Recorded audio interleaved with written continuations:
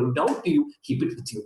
So that's the way being professional. So you got to be professional. You got to approach professionally. Even if they won't understand anything from this brachycephalic, dolichocephalic and all that, they understood one thing, that their dentist has understood something. He's good. He's not a typical dentist ready to pluck teeth and fill teeth and all that. He's beyond that. You tell your point. So that is about the long phase. So second visit, third, subsequent visits, you should be able to get a picture. First visit itself, if you want, you can take the length, you can divide the face into 3 halves, you can see the lower upper facial height, you can measure and keep if you want. If you want, don't tell anything at that time. After 2 months, if you want, you can talk to them. See, this is growing beyond certain limits, which is not considered very good. So that is one thing, long face. Now, another thing to notice is very important, retrognathic mandible. That is evident. That is going to be evident from day 1 onwards. You don't have to wait for 2 months, 3 months on. The moment you see the mandible is way back, there is something going on. You have to ask the parents. You have to find out the sleeping pattern. You have to find out the mouth breathing pattern, the sleep disturbances. Keep talking. Again, I told you many times you get real negative replies. Don't worry about it. You do your job. 2 out of 10 parents agree with you and they listen to you. That is your patient. 8 patients might say, don't worry about it, doctor, we know it. You just do your filling. Then forget it. But keep telling every visit, write down in the case sheet, very, very, very important. And let them know, inform them about what is going on, retruded mandible. And when you see that retruded mandible, you can ask the patient to bring the mandible forward. You can just say, bring the mandible forward a little. You can see that magical difference. Look at the front view. See that magical difference happening just by bringing the mandible forward. Now the parents might look, hey, she now looks like me, that is a mother. Up to that time, mother was thinking like, whose face this girl is getting? So now she is thinking, parents are like thinking, okay, so this is the way it has to be. That means something is going wrong. So what Dr. Dentist is saying has some sense. They might listen to you. They might agree with an X-ray. They might agree with the treatment. You never know. And then best part is, many times you don't tell about it. You don't tell about it. Why? Because you don't know what to do about it. If you tell about this, and they get convinced, oh, okay, doctor, perfect. Can you bring the mandible forward? You don't know how to bring the mandible forward. You don't know about twin block. You don't know about mandibular advancements. Then what will you do? Still, as an oral physician, it's your obligation to the society to explain everything. And if it's something which you can't understand or you can't do, refer it. Refer it to somebody who can do. That is the best thing you can do. It's not like don't saying about it. That's like you have a missing teeth patient coming into clinic. Just because you're not doing implants, you don't talk about implants. You talk only about bridges and PEDs and all that. Even if you talk in a little discouraging tone because you don't do implants. If you do implants, you'll never talk about in a discouraging tone about implants. You'll be like spot on. And patients are waiting for that discouraging tone from you. Oh, surgery. Oh my God, 3 months you have to wait. Then no way. Just put it other way around. Put it confidently. The best way is implant. There's no other way. They will do it because so many implants are happening. It is just the way you put it across. My lecture is actually very short. So we have decided to incorporate a lot of practice management tips also in this particular class because this is not a very big technical topic. As a matter of fact, tomorrow night, second part of this by Dr. Jobby is more technical.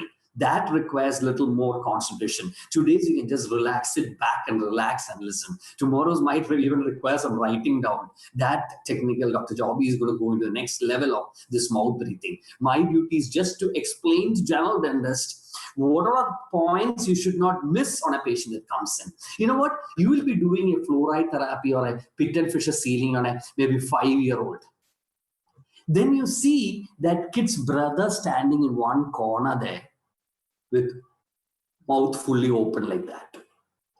So you are working here, but you're seeing that son, the elder brother standing there. You ask the mother, that is your elder son, right? Is he always like that, mouth open like that? Again, you might get negative replies. Doctor, don't worry about it. You take care of that 4-year-old filling which you're doing. That my uncle is an ENT. We know about it already. My uncle is taking care of him. Don't worry about it. You might even know my uncle is a very famous ENT. Okay, perfect. Go ahead. Go ahead. But it is your duty to explain. But some parents might say, oh, my doctor, you notice that? Every day while watching TV, I literally hit him here to close his mouth, but he just wouldn't do that. What to do about it, doctor? I feel like tying a trap here. What to do about it? Now, questions are coming. Now it's up to you to play around with that ball, kick it, throw it out, do whatever you want with that ball. You can go for ENT consultations or whatever at that point of time, because they are now coming to your terms. Now, those negative parents, like I told you, some people will say, no, doctor, don't worry about it. We have an ENT doing it and all that.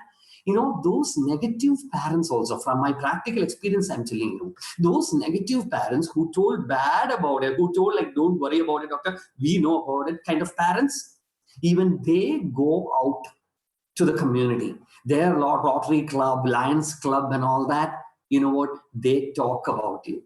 They say, you know what, that dentist, actually, I didn't even take my son there. My eldest son, 4-year-old, I went for filling, but that dentist noticed that there is some problem. My uncle ENT was also saying that. So they have that thing in mind. They will keep talking about it. Be different. That is a post-COVID warning to you. Be different in your practice. Things are changing. Appointment scheduling, everything is coming slowly. We have been yelling about appointment scheduling in our practice management classes. Now barbers need to be taken appointment. So forget dentists. So we are talking about everything is slowly coming back. So take time with every patient. Recognize all these things I'm talking about. Explain all these things I'm talking about. It will do good one day. If not that day, one day.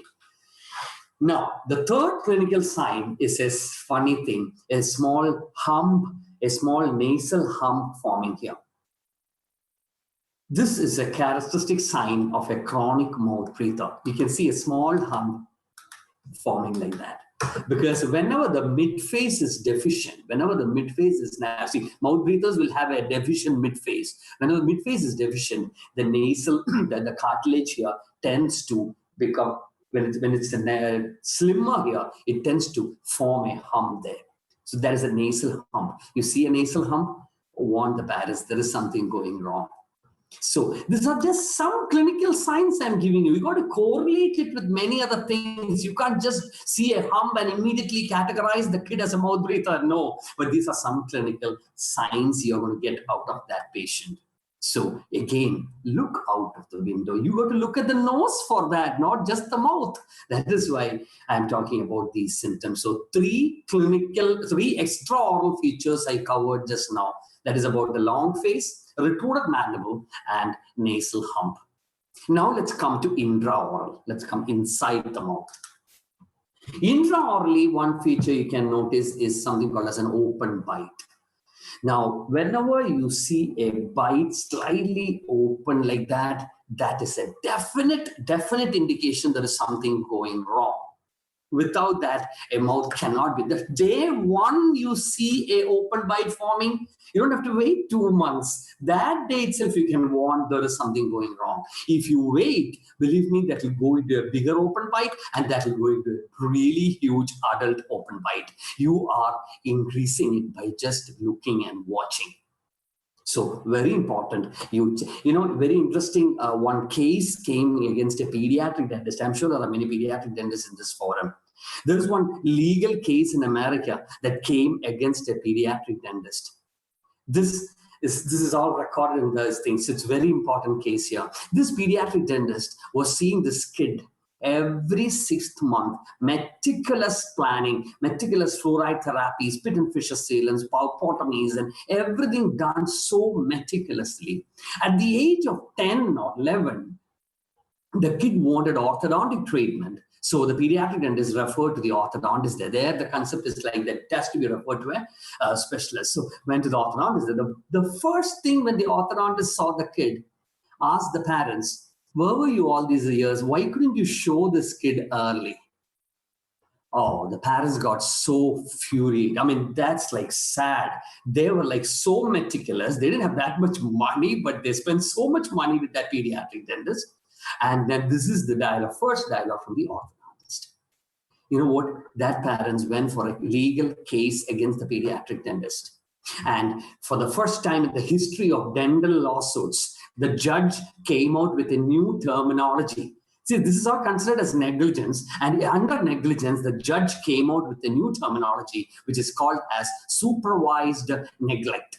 That's actually perfect. It's a supervised neglect. Every visit, the dentist was noticing it, but neglected it. Supervised neglect. You have to explain to them. Even if you don't know how to correct the open bite, please refer. Please let them know on day one. Or how to correct that minimal open bite forming. Tomorrow's session of Dr. Joby, please attend that.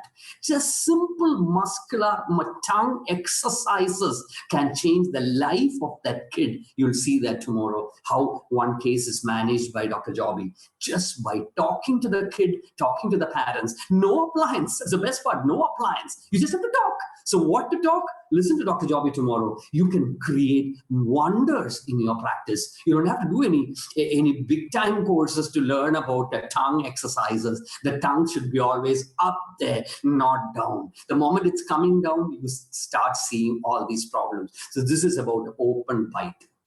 Now, another clinical sign to look at is a constricted upper arch. Upper arch slowly getting constricted. That is something you have to look at. You can just ask the patient to open the mouth. You can see that the premolars are slightly coming in compared to the molar. Warning sign, something going wrong. If you wait, it might become worse. So you can see premolar further going in and the canine completely getting out slowly. But you're still stuck with your pit and fissures and all that work which you're doing on the kid. But this is something to be mentioned and something to be made aware of. Otherwise, it's going to go into severe constrictions like that. So you have to explain to them. You have to take a cast. You have to show it in the cast. How I do in my practice is we have a digital vernier caliper. Take the cast and with the digital vernier caliper, you just show the value. The value can be clearly seen there by the patient. The moment they see 32 millimeter intermolar width and all that, you should be having a chart back there. Back of your consultation wall, you can have a big chart. Ideal intermolar with age. Why not? When you go to a pediatrician, you can see the height, weight, all charts there. And you show your kid, and the first thing pediatrician asks is to ask the kid to stand over the weighing machine and look at the height. And then he writes down height and the weight. At that time, you're also looking at what he's writing because you're also curious to know what is the weight, what is the height of your son or your daughter. Then you see a chart there. The chart is showing for her age, this looks like underweight. Height looks like less. Doctor, I can see the chart there from what you've written here. My daughter is not having correct weight. No, doctor, they are now curious. They are asking more questions. Why can't we dentists do all that? Why can't we be professional in our field? Why are we so stuck with our conventional stuff? Have a chart. There's a lockdown time. There's a lot of time to prepare a chart. Ideal intermolar, ideal interpremolar, ideal canine. Do whatever chart you want. Ask your kids to do. Those big kids, chart paper, everything is there. Make it ready. Show to the parents. See, there is a problem. This is really constricted. This is not nice. You got to do something about it. Of course, you'll have to now learn about expansion, slow expansion, rapid expansion. There are a lot of things to learn there. But the first point is getting patient acceptance. Without patient acceptance, whatever you learn is going to be a waste, I tell you. So that's about the constricted maxilla. You have to know about the intermolar width. You have to know about the ideal intermolar width. And then you have to show them the ideal intermolar width. You have to show them the constricted intermolar width. Show with pictures. It is all self-explanatory. They will listen to you more. They will ask for treatment. Next, palatal depth.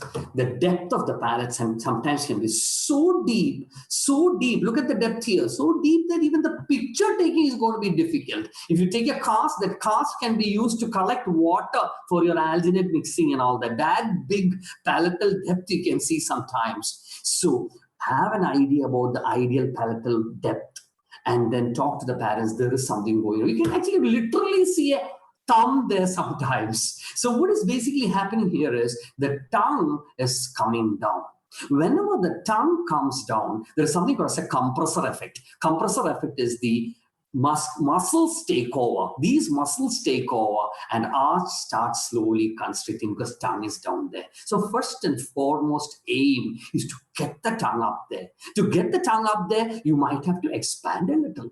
Expander, not a big deal. Little bit of reading, little bit of learning. Anybody can put a slow expander. Rapid expander might require a little more reading, but slow dentoalveolar expansion, just to get the tongue up and some tongue exercises, you are done. Treatment is done. Magical cure for the patient, understand that. So you have to know about the palatal depth. And lastly, the last clinical indicator is about the enlarged tonsils. Again, this is very controversial because you tell about tonsils, parents might say, no, doctor, we are doing homeo treatment last 5 years. Homeo has guaranteed that the size is reducing, and the homeo has guaranteed that it will reduce in next 5 years. Everybody knows that the size of the adenoid and tonsil will reduce in 5 years' time. Everybody knows that. Homeo knows that, ENT knows that, but we are not talking about that. We are talking about such huge adenoids having restrictions for her breathing, huge adenoids or tonsils having a breathing problem. That homeo won't understand. That even ENT won't understand. Forget homeo. I don't want to even talk about homeo here. But ENT won't understand. They will say, just 70% adenoid, that's okay, it will reduce, some nasal spray, this, that, and they leave the patient back to you. So there comes importance of identifying whether it's an obstructive one or a habitual one. Tomorrow, everything will be detailed discussed by Dr. Jobby about that. But ENT is one field, let me tell you, they got to be educated about it. They don't know about it. All they know is about the grading according to their classification, and then what they look at is the recurrent level of infections. If the kid is getting recurrent cough, sneezing, going into asthmatic and going into hearing loss and all that, then they consider it as serious. No, we are not talking about that here. We are talking about that kid's major growing period, 7-year, 8-year, 9-year, 10-year. She's not breathing through her nose. She's breathing through her mouth. That causes a facial issue. What they are saying is the kid is normal because the kid is not having any infection. Why is the kid not having any infection? They are on Montelukast every night. They are on steroid sprays every night. How will they get infection? We are talking about the facial growth change that is happening for the kid during that major growth period time. Explain that to the ENT. Explaining that to the ENT is not easy. First thing you have to do, I think, is during this lockdown period, what you should do is to find out ENTs in your place. Call all of them for a dinner or a webinar. Now we can only do webinar, but get hold of that community. Talk to them. Give lectures to them. That's what we did. We identified 2 ENTs. Literally, you got to become friends with them. I became so close with them, with the family friends we became, because every time we meet out for dinner, I put this topic about, doctor, you have to look at this malocclusion coming because of the tonsil. Now they start looking. It is so magical a difference. You know what? My ENT now refers, I would say, 9 out of 10 cases to me.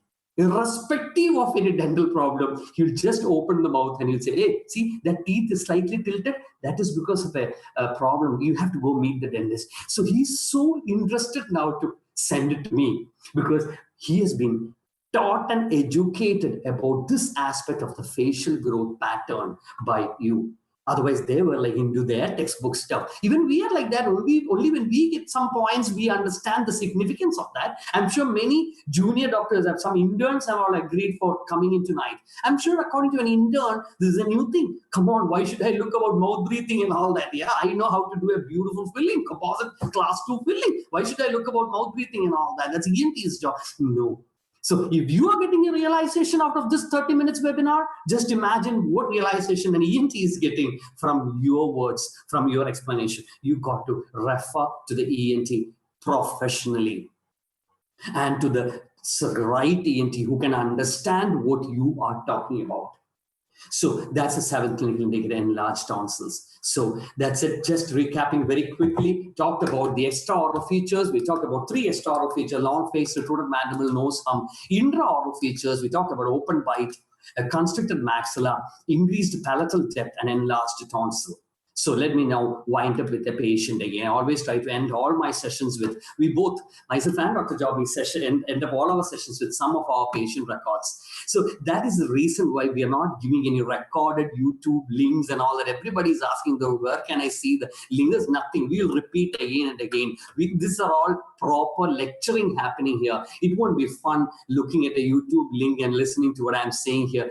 I suggest come over, we'll repeat, come over and listen directly rather than getting a recorded version while driving and all that. Be ready for a 30-40 minutes of learning. That is the ideal learning I always suggest. That's why we do not recommend all these giving out the recorded versions. This is a patient that came to me, 25-year-old male with a complaint of gummy smile. All the classical signs I told you is there for him. He has a long face, he has a gummy smile, he has a nasal hump, he has all the classical features, a retorted maxilla, mandible, everything is there. Maxillary excess is also there, which I didn't put. See, I said 7 clinical indicators. There are more than 18 clinical indicators, believe me. Okay, I just told bare minimum 7 indicators. So this is him to start off with. So at this age of 25, what can I do for that gummy smile? I can actually make it flat, not me. My orthodontic surgeon can make it flat, not me. I can't do anything about it at this stage. I have to refer it out. So this is surgically corrected. That's his gummy smile, surgically corrected.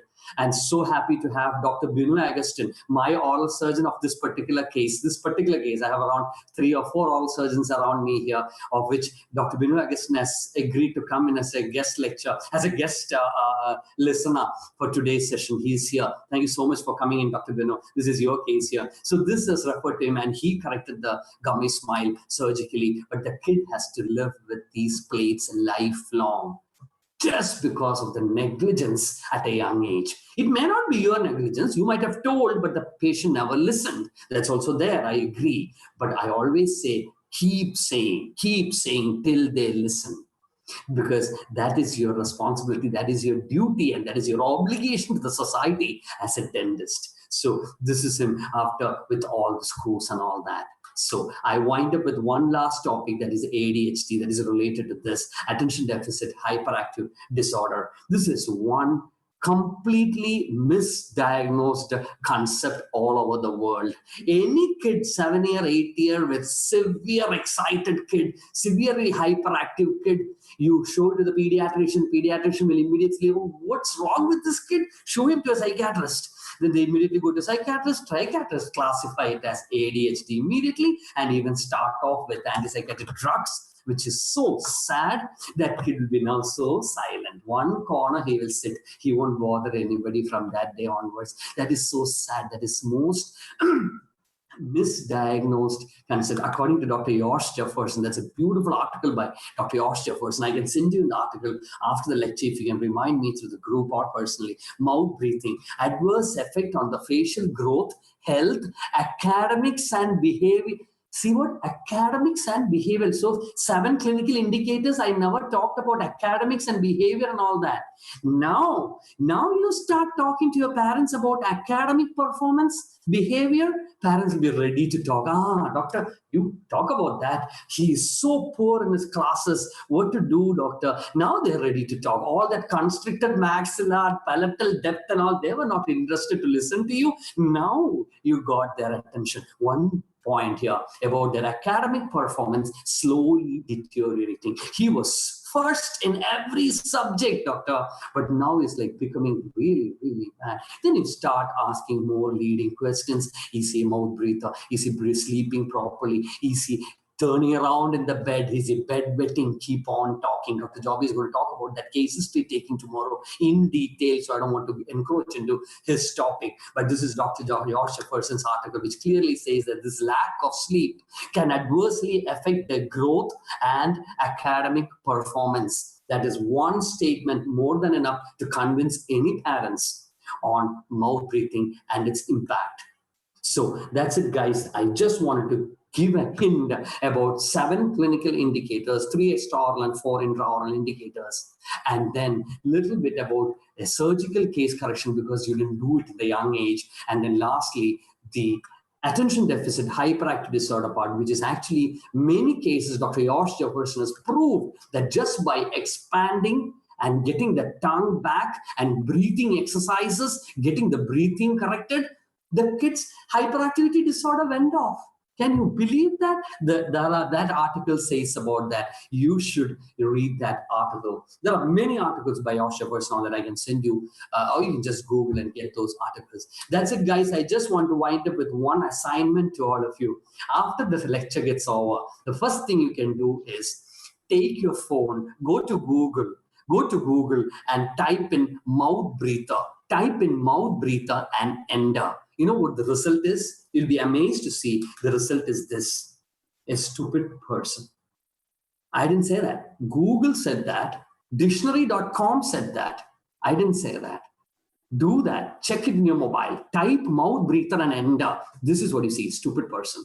I even ask my patients to do that. I tell the son, hey, Mone, just take your mother's phone, go to Google and type in mouth breather and enter. Mama, say stupid person. That is such an impact on that kid. You believe me on that. But see, I don't completely go by Google on that. Okay, because I have had IIT graduates who are mouth breathers. Okay, so this is not completely true. But if Google is saying that, dictionary.com is saying that, there is something about it. Any picturization, any movie, a stupid person will be always picturized as a mouth breather. So Tare Zameen Par or any movie which you take, you can see that. So that's it, guys. Thank you so much. I want to conclude by saying one last thing again. Look out of the window. There's a lot more things to learn, to talk about to your parents. Thank you very much. This is our okay. That is sorry. That slide is missing. That is about my number and all that. That's okay. You guys know my number anyway. So thank you so much. Over to you, Dr. Joby. Yeah, thank you, Binu. Thank you so much, Binu. One thing I just want to add is that what makes a general dentist very pivotal is many of the time it is actually misdiagnosed. What is a mouth breathing? A real mouth breathing is totally misdiagnosed. So that's the most important thing that we have to apply in our practice. Thank you, Binu. Thank you so much. That's very good. We will cover tomorrow. We will have a sequence of this, and we will see how we can diagnose it. Very simple test. Now there are some questions, Dr. Vinay. Can you please add those questions? I'm checking. Not much, but the reason behind the nasal hump is basically whenever the midface is deficient and the face becomes narrower. See, it's like you take an A4 size paper. You take an A4 size paper. If it's like this, that is having, it's a wide one. But if it goes like this, it's a narrow passage here. But it's a narrow area here. Whenever it's a narrow area here, this cartilage slowly starts showing up. So that is why a nasal hump is formed. Midface, mainly related to the midface deficiency. Again, the moment you see a nasal hump, immediately don't classify the patient as a mouth breather. These are all to be correlated. All to be correlated. Yeah. Dr. Binu, your haircut looks good. Okay, thank you very much. To be very frank, our barber hasn't opened it, and it's my son and my daughter experimented on me. Okay, so I know it's not looking very good. Okay, it's just different. It's not very good. My son, 19-year-old son, typical, he made 2 lines and all here like that new gen, some 2 lines and all that. My God, I hope and pray that I don't have to work without the head cap tomorrow. Since the head cap is there, I agreed for them to do that. So I don't see there are any. Joby, is there any question here? See, this lecture was so basic that questions won't come. I know this is too basic for questions to come. I'm sure Dr. Joby be prepared for a lot of questions tomorrow, because Dr. Joby is going to now talk specifically about mouth breathing per se, where he'll be talking about the breathing exercise that is to be done and how he changed the life of certain kids. So, sir, is mouth breathing normal at any time? The easiest way to rule out, habitual, anatomical, he's going to talk about that. He's talking about obstructive mouth breathing Am I right, Dr. Jabi? There is a session on habitual mouth with the anatomical and the obstructive and the is there, no? Yeah, it will be covered. You know, It's all there tomorrow. It's all there tomorrow. Just wait for tomorrow. I didn't cover about mouth breathing today. I just told about finding out certain points in your practice and then how to correct that. Dr. Jabi will be talking tomorrow. Any literature on age-wise intermolar width, sir? That's one that question. Yeah, that should be there. That should be there. I can just Google it. Interpalatal width or intermolar width. You can get a lot of charts which has adult and age-wise differences. It will be there. That's all. Dr. Amba Vaidehi has asked, previous lecture I've asked for the lecture articles whom you mentioned on hand wrist radiograph. Can you please share it? Yeah, I saw that. I messaged her privately just now that you got to remind me once more. Very sorry about that because see the class gets over around 10:30. After that is little late and then I have some family things. And next day I somehow tend not forget actually more and more things come over that WhatsApp and I might not see it. That's why please don't feel bad to post it again or personally to my WhatsApp. I will definitely send you that. Then. About sleep apnea, doctor, sleep apnea is not to be taken lightly, doctor. It requires a lot of physiological and the change thing that has to be done. It need to be a separate, at least a 1 hour webinar to talk about sleep apnea. It's not as easy as mouth breathing. It's an advanced version of mouth breathing you're talking about. So you have to be a little more specific onto the diagnosis here. Because mouth breathing, it can be like it's like a start, but when a prolonged chronic condition, when it comes to a sleep apnea position comes, it's a chronic version of a mouth breath. Right? Maybe we should have a sleep apnea expert also coming in and talk about it because they have a lot of appliances and it's a different field altogether. So what we can do is like Dr. Javi said, give you proper diagnostic criteria and then come to sleep apnea. Basics first, I would say. I would say that. What would be the treatment for enlarged tonsils? Yeah, that again is something which ENT has to decide. But if it's a huge kissing tonsil, recurrent infection, every month antibiotic, removal. You can see the lifestyle of the kid changes here. When every kid is having ice cream every day, why should you restrict your son from not even seeing an ice cream? The moment my son sees an ice cream, he gets a throat problem, it seems. So just let him also live a normal life like other kids. Get it removed if you feel it has to be removed. The ENT feels it has to be removed. Till what age mouth breathing can be corrected? That is also interesting. You know what, Javi? Let's keep that as a surprise for tomorrow. So that way, at least Dr. Revati will come in tomorrow 9:30 for sure. Dr. Javi is going to talk about the magical result he has got, not only for the daughter but also for the father. So let's wait till tomorrow on that. Yeah. Should we refer patients with sleep disorder to ENT surgeon or any sleep clinic? Okay, that is something which you have to, of course, refer to an ENT. But there are so many sleep study clinics are there. Again, there are dentists doing that now. You give a call, they come to your clinic and do the PhDs in your clinic. That's also happening now. So it's not a big deal to study about the sleep, but treatment is what matters here. That requires some skill, that requires some muscular exercises, breathing exercises and all that, which we'll see tomorrow. That's it, Javi? Yeah, done. Thank you so much. Thank you so much. Stay home. Good night. Have a good time. So we'll see you tomorrow. Thank you so much. Stay safe, all of you. Thank you. Yeah, thank you.